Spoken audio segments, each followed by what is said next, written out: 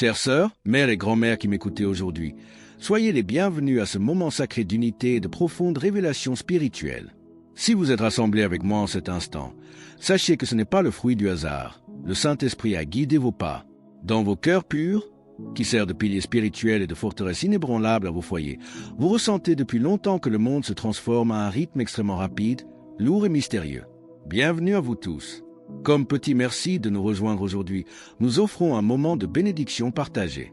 Commentez avec le mot foi si vous êtes ouvert à recevoir une pensée finale spéciale dédiée à tous ceux qui participent. Et s'il vous plaît, appuyez sur j'aime si vous appréciez ce moment. Restez bien avec nous, car au fur et à mesure que notre histoire se déroule, nous découvrirons une perspective sur cette purification à venir qui pourrait vraiment vous surprendre et fortifier votre rôle de protectrice au sein de votre maison. Nous nous tenons à l'antichambre d'événements majeurs prophétisés par les saints et la Reine du Ciel, l'imminent blackout technologique mondial et les redoutés 3 jours de ténèbres totales qui recouvriront la Terre. Il est urgent de comprendre que ces 2 événements ne sont pas des catastrophes naturelles aléatoires ou des châtiments insensés. Ils sont intimement liés dans le plan divin et répondent à un dessein miséricordieux, marquer le début définitif de la grande purification spirituelle où le bon grain sera enfin séparé de l'ivraie. Aujourd'hui, l'humanité a placé toute sa confiance dans le monde matériel, les sciences humaines et le confort de la chair. Elle a cru aveuglément que la technologie et les communications instantanées constituaient son salut. Le grand blackout viendra précisément pulvériser cette fausse illusion de contrôle. Lorsque les écrans s'éteindront et que le bruit du monde cessera, nous serons brutalement dépouillés des distractions charnelles pour ne compter que sur notre foi vivante et notre prière sincère. Mais alors que l'instinct maternel pousse à faire des provisions matérielles, quelles sont les véritables limites de cette préparation terrestre face à l'épreuve spirituelle qui approche? La préparation matérielle et physique face à ces événements prophétiques comporte des limites bien précises.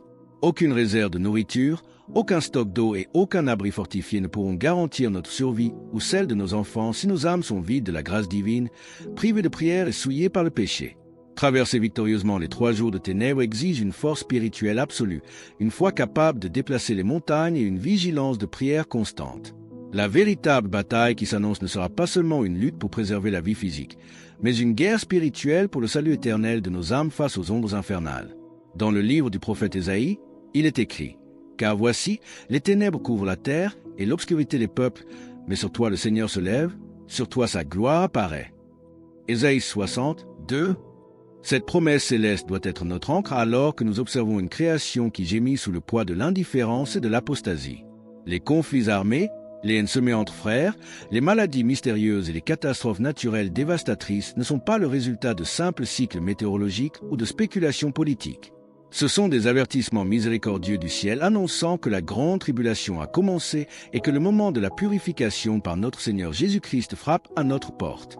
Les pannes d'électricité à grande échelle et l'effondrement des réseaux énergétiques survenus récemment dans divers endroits du globe constituent des répétitions générales autorisées par le ciel. Ces événements démontrent la fragilité extrême du monde moderne, si arrogant et autosuffisant dans sa puissance technologique. Au moment fixé par la souveraine volonté divine, tous les moteurs cesseront de fonctionner, les écrans s'éteindront définitivement et les lumières artificielles seront anéanties. L'obscurité physique isolera les nations et paralysera le commerce mondial, plongeant les métropoles dans un silence glacial. C'est dans ce décor de chaos et de panique aveugle qu'une porte ténébreuse s'ouvrira, révélant un piège diabolique. Mais quelle forme prendra cette tromperie subtile préparée pour égarer l'humanité désemparée? Au milieu de l'abîme et du désespoir causé par l'effondrement de tous les systèmes humains, l'ennemi de nos âmes jouera sa carte la plus sinistre et la plus camouflée. Il ne se présentera pas d'emblée sous une apparence terrifiante ou monstrueuse, car le mal cherche à séduire en se déguisant. Il émergera cuningly de la confusion générale, se faisant passer pour un grand pacificateur mondial, un faux sauveur apportant des solutions magiques et séduisantes pour satisfaire la faim et restaurer l'ordre. Il parlera avec une éloquence envoûtante de fraternité universelle, de prospérité et d'une nouvelle ère de paix. Dans la 2e lettre de Saint Paul aux Corinthiens, l'Écriture nous met en garde avec une clarté limpide.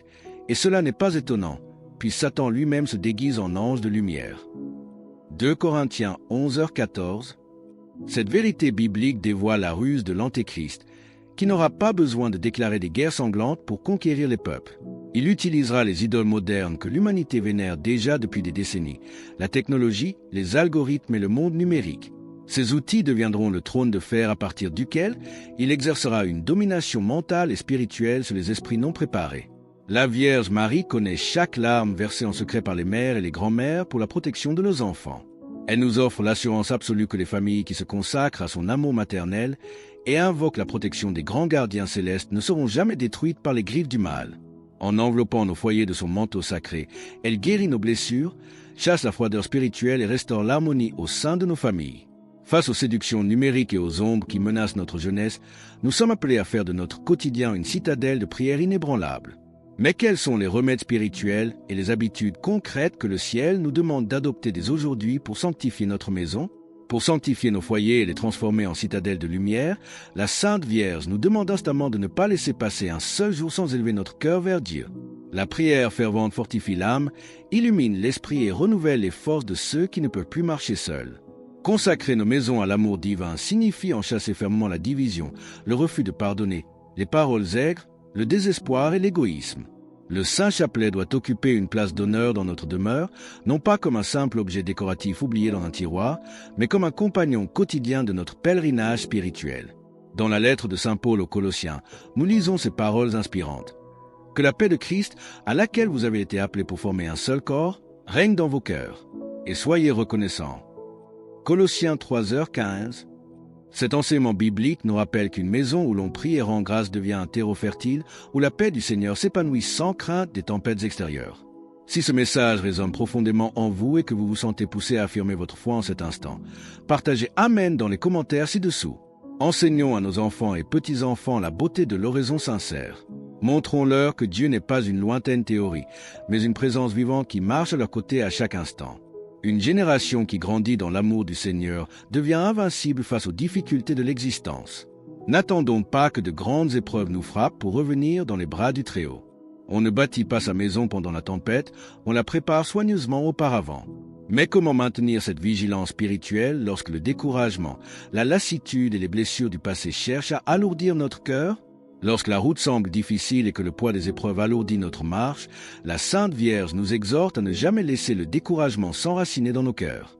La miséricorde du Seigneur est inépuisable et tant qu'il existe une âme prête à revenir vers Dieu, un chemin de réconciliation et de renouveau reste ouvert. Les difficultés de l'histoire et les désordres du monde ne sont pas une invitation à renoncer à la foi, mais une occasion précieuse de la fortifier en nous appuyant fermement sur le roc qu'est le Christ. Dans l'Évangile selon saint Matthieu, Jésus réconforte ses disciples par cette promesse éternelle. « Venez à moi, vous tous qui êtes fatigués et chargés, et je vous donnerai du repos. » Matthieu 11h28.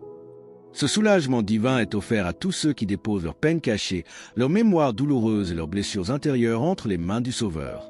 Le pardon est un chemin parfois exigeant, mais il constitue l'unique voie de libération spirituelle capable de transformer nos souffrances en témoignages éclatants de la miséricorde divine.